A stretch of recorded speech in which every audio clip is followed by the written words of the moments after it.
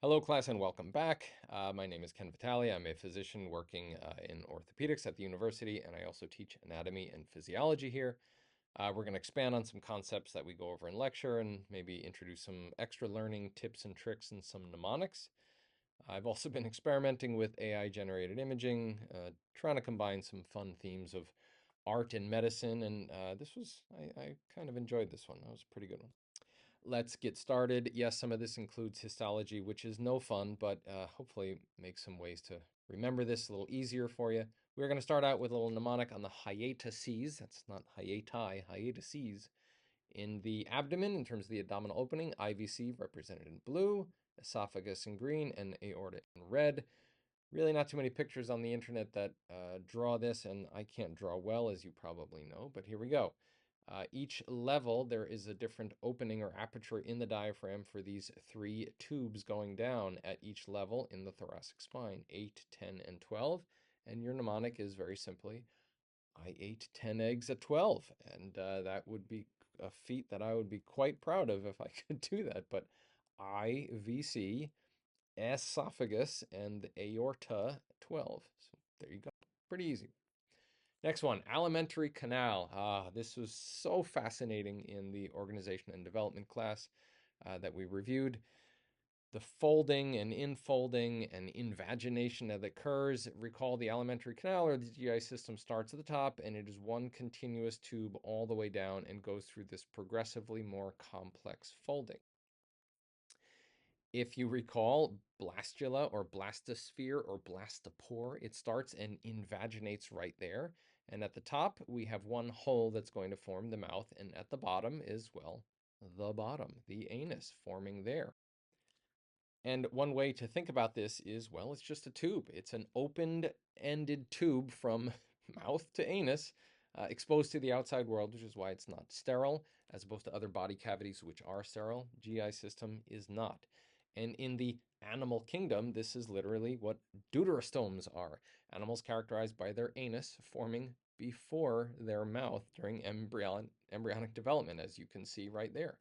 And well, basically that blastospore invaginates and then the mouth forms later. So you can say, from a medical biology standpoint, that y'all were once nothing but a butthole, quite literally.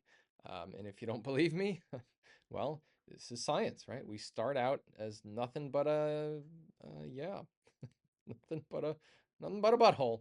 That's what you are. Because that's what we all are. I'm not saying that in a negative way. We were all buttholes once. All right, moving on. 4 layers. Histology I know is annoying, but we have 4 layers here: mucosa, submucosa, muscularis, and serosa. This one's pretty easy. MSMS, easy way to remember it. Or my stomach makes sounds. Sure, use a mnemonic that relates to the topic. One other way that a lot of anatomists and especially radiologists use are food analogies, and perhaps this will help, right? Mucosas, that inner layer, submucosa, is then the tortilla that holds it together. Muscularis, right? You got an extra layer if you're doing your taco supreme version of a tortilla and a burrito. That's awesome if you've never done it. I certainly recommend it. And then the serosa, you can consider the aluminum foil on the outside. So I don't know if this works for you, but I was trying to come up with ways because histology is tough. Think of a burrito, maybe. And moving on to the word of the day that you never knew you needed to know, but here it is. Interesting, potentially useless trivia. Borborygmi comes from Greek. That is the medical term for the growling or rumbling in your stomach. So when you are about to eat said burrito, you can say, "Ah, my borborygmi's kicking in here." There you go. Um, while we're on the topic of fun trivia, we're getting a little side note here. In other cultures, they literally talk about a separate stomach in humans, and apparently, well, it does exist. There's the extra stomach for dessert. In Japanese, this is called betsubara. And yes, I can attest that my children, when they were growing up, they famously say they're full, of course, when there are only vegetables on the table, and then suddenly become hungry when there's dessert. I love this picture. The area for vegetables, tiny.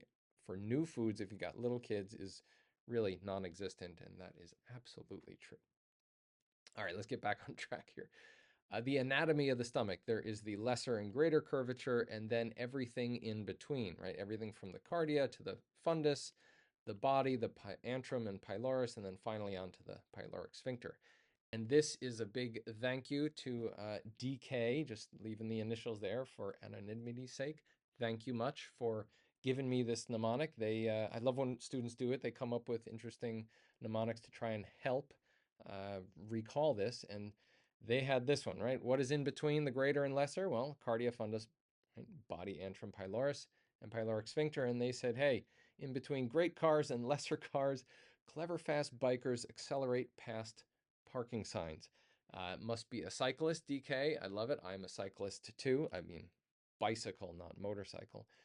I asked this time ChatGPT on this one and got kind of a weird picture because we don't have a drawing of this mnemonic. And then I asked Gemini's Imagen or Imagen 3.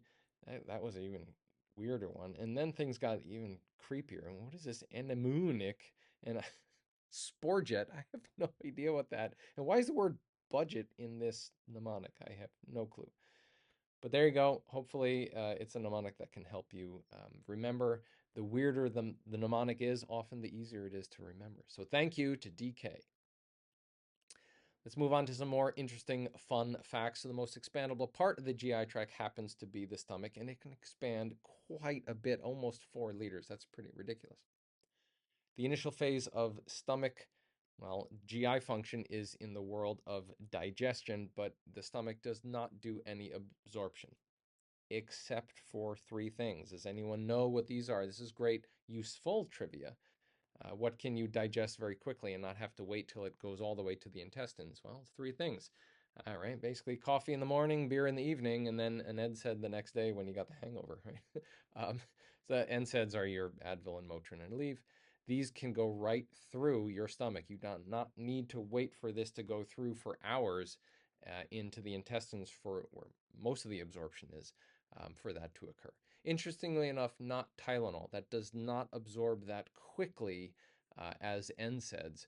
So I hope that mnemonic, or my kind of version of a mnemonic, helps you there, right? You drink coffee in the morning, you have a beer or whatever at night, and then if you had too many, you need, for the hangover the next day, you're anti-inflammatory. Another fun fact about stomach has an extra layer of smooth muscle in that muscularis external layer. This is for the obvious mechanical digestion. You have some extra smooth muscle there. And another way to think of your stomach is that it is quite literally a decontamination tank. Recall, open tube on both ends.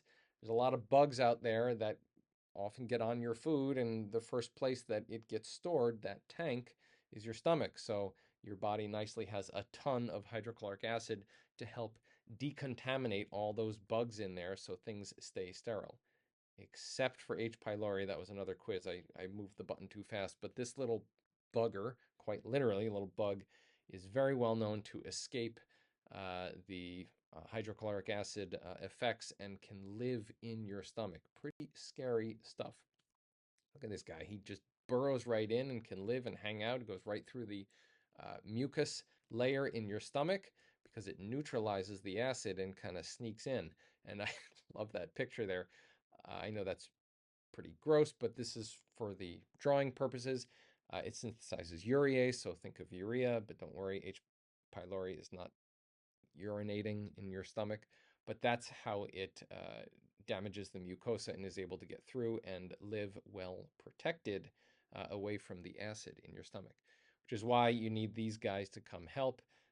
An antacid to so your body doesn't literally eat its own stomach and get an ulcer, along with 2 powerful antibiotics. These guys look a little grossed out, and I think I would be too if this thing was doing that in my stomach. So watch out for H. pylori. Okay, moving on, next section here. Students ask me all the time about histology. I get it. It was probably my least favorite subject when I was in your shoes. How do we remember and differentiate the different histological layers and the different functions at each stage through that alimentary canal?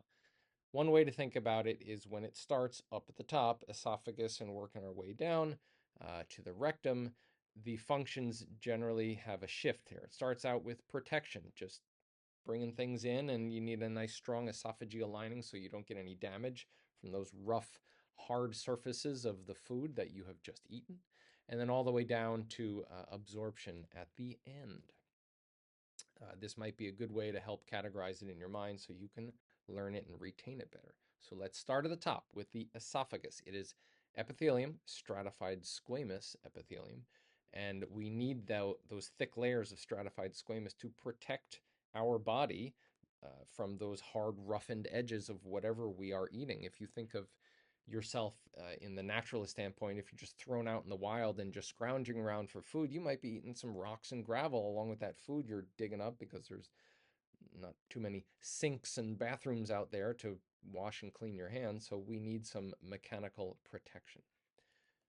There is no secretion. We don't have any mucosal secretions in our esophagus. So if any of that acid seeps through with reflux, the esophagus is susceptible to damage. When we move down to the end of the esophagus at the LES, same thing, still stratified squamous, still no protective mucus secretion.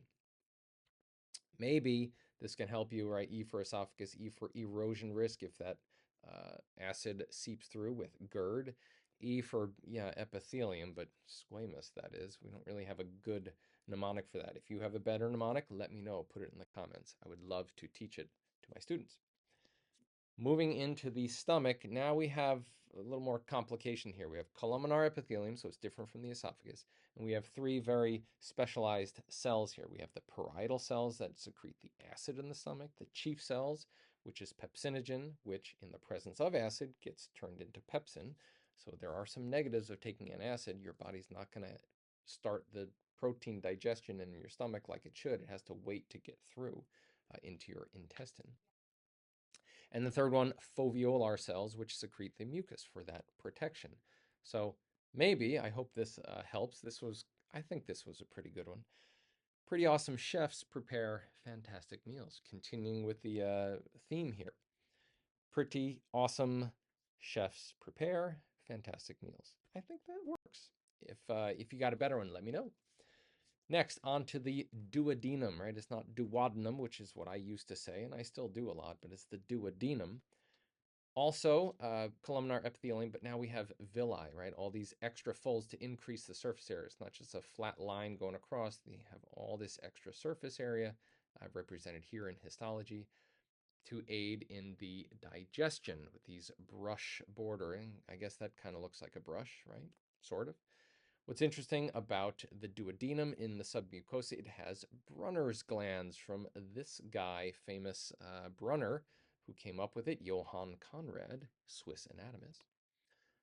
Those things secrete bicarbonate and mucus, which helps neutralize that stomach acid. Because think about it, you have stomach acid that goes from your stomach into your duodenum. Well, your duodenum needs to neutralize that. So it still has the mucus, like the stomach, but it unloads your body's own baking soda to help neutralize that acid. Maybe a memory tip, right? D for duodenum, defense against the acid from your own body, from good old Brunner. Onto the jejunum and the ileum, moving down the gastrointestinal tract. We still have villi, and now we're really going to bump up our absorption. Interesting thing, jejunum higher up has more of the lion's share, or what's the word I'm looking for? Taking on the brunt of the work. Workhorse, that's the word I was looking for the absorption. Ileum is more specialized, very specific. B12 is a big one in terms of what the ileum does in terms of its absorption. The claim to fame of the ileum submucosa is not Brunner's, it's Peyer. This is from Peyer, a Swiss anatomist, Johann Conrad Peyer, which is involved in a lot of the immune defense of the gastrointestinal system. So perhaps a way to memorize this one, jejunum for the juice or the chyme that is going through your body for nutrient absorption. Ileum, those immune patches, and also we're not getting into intrinsic factor because this is anatomy class. That's getting in more into physiology, but interesting side note here, your stomach actually secretes the intrinsic factor from their parietal cells, which then grab onto B12 and transports it down so that your ileum can absorb it. So that's a neat way your stomach and your ileum communicate to each other. Now, you might have noted here. Wait, what is going on here? We have Swiss anatomist Johann Conrad Brunner and Swiss anatomist Johann Conrad Peyer. So, yeah, was there some name fighting going on here? We're getting a little off track here, but there's a little fun history here. Peyer and his teacher Wepfer, along with Wepfer's son-in-law Johann Conrad Brunner, formed this famous Schaffhausen trio. And they did some really cool things for 10 years, and all these amazing contributions to research and methodology, right? This is in the 1600s, so they were first developing how to explain symptoms by connecting them with the lesion that was involved in the body. So, a very nice, elegant way of defining and characterizing pathology and pathophysiology. However, unfortunately, Peyer was not so happy with perhaps this father and son in law duo here of Wepfer and Brunner, and they argued, and he was booted. He was kicked out, and he spent the rest of his life as a professor of logic and rhetoric and medicine. He's like, no, I still do medicine at the local gymnasium. Oh, poor Peyer. He was kicked out, and he had to work in a gym. Poor guy. He was just trying to make his claim to fame. He's like, come on, give me the ilium. I want to be the Peyer's patch. Brunner, you got the duodenum. Oh, duodenum, excuse me. So maybe this was a little battle between the Johann Conrads, and Brunner said, hey, come on, I got better hair than you. I don't know what something, but Peyer got kicked out. Poor old Peyer. Remember the Peyer. He did some good stuff. Okay, moving on to quickly review here. Jejunum, ilium, they have differences. The ilium has Peyer's patches. Remember, good old Peyer. And our memory there, memory tips. If you got a better one, please let me know. I'd love to know it. Another way of memorizing this is through visuals here. As you progress down the gastrointestinal system, you do progressively less and less digestion and more absorption throughout these different tracts here. Duodenum down to the jejunum, which is 2/5, FYI, and the ilium, which is the lower 3/5. On to the large intestine, also columnar epithelium, but this time no villi. That is only in the small intestines, but the large intestine does have goblet cells, and that is a goblet cell. Does it look like a goblet? Yeah, I think so. Fortunately, there's no one named Dr. Goblet to get this named after. That was purely from the cup. What are the key functions here?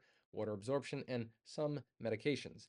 So think about that. If you had to take a medication and wait for it to travel all the way through your gastrointestinal system to get all the way down to the large intestine and finally get absorbed, that's going to take a long time. So thank I'm very thankful that caffeine and I guess alcohol are absorbed quickly, as well as NSAIDs when you got that headache.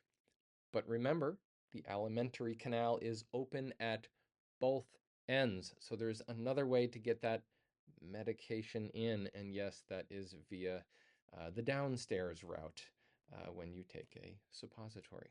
Much quicker absorption. Memory tip there, large intestine lacks villi, lots of goblet cells. Yeah, that's okay. I bet you could come up with a better one. Please let me know. Another thing I talk about in lecture, just DIY it, make your own little chart summarizing the differences here. I made one here from stomach to duodenum to ileum in terms of the differences going through in terms of mucus and bicarbonate and acid. And then down through the small intestine in terms of all those differences. We added on the differences in retroperitoneal and intraperitoneal, FYI. And then a quick summary of all of them. I tried to kind of break it down here. If you like it, use it, but I recommend you DIY it yourself so you can finally learn and remember all this important stuff. So in the end, get it? The GI system can be very tough to learn. Alimentary Canal famously said, you hate us because you ain't us. But if you learn it from top to bottom, get it? You'll be successful because they say, right, no guts, no glory. Well, in the colonoscopy world, right? All butts, no glory. I'll leave you with that. Good luck in the second half of the course. Good luck on the final. And remember the Peyer.